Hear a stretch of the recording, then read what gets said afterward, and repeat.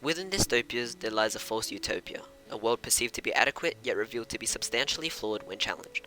Though, in a society devoid of individual ambitions and innovation, humanity's ignorance of its impending demise quickly reveals the consequences of complacency in a rapidly changing environment. E.M. Forster's seminal short story, The Machine Stops, criticizes the loss of ingenuity and ambition through the depiction of an apathetic humanity oblivious to the unrestrained advancements of the machine. Similarly, Dieter Schindler's short film Dystopia explores the deprivation of individuality and liberty where complacency is actively enforced by a totalitarian regime. As such, Forster's and Schindler's illustration of society's bleak aftermath emphasizes the necessity for dystopias to be challenged, serving as a timeless warning for both contemporary and future generations.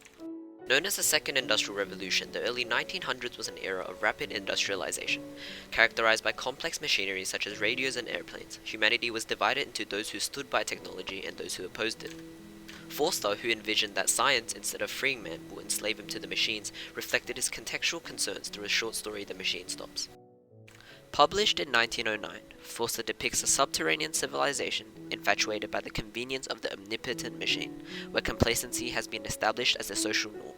Through his contrast between protagonist Kuno, who represents humanity's innate desire to be free, and Vashti, who represents those suppressed by the machine's conformities, Forster accentuates humanity's loss of ambition and emotional relationships as caused by the machine. His use of third-person limited in The Room, though it contained nothing, was in touch with all that she cared for in the world, evokes an unnatural connection with Vashti, who as a result of her complacency, loses her inherent desire to become something more, and in exchange, her ability to form an authentic human connection. In addition, Forster emphasizes the sacrifice of ingenuity in exchange for satisfaction through the story's opening words, "Imagine, if you can." Through the equivocal introduction, Forster hints at society's diminishing capacity for creativity, one of society's fundamental requirements for human progression. The anaphora, "The machine develops, but not on our lives. The machine proceeds, but not to our goal," further symbolizes mankind's increasing resemblance to the machines themselves, as depicted through the robotic flow and repeated phrases. Consequently, Forster illustrates how rather than advancing forward as one, humanity will remain entrapped in its futile state before regressing, if complacency is left unchallenged. In similar fashion, Dieter Schindler's 2011 short film depicts the loss of individuality and liberty when complacency is enforced under a totalitarian rule. Mirroring Stalin's Iron Reign during the early 20th century, Schindler illustrates a bleak setting through an extreme wide shot of the society's existing state. Smothered in shades of black, the shot conveys a sense of entrapment and monotony within the city, depicting its active suppression of emotions and freedom.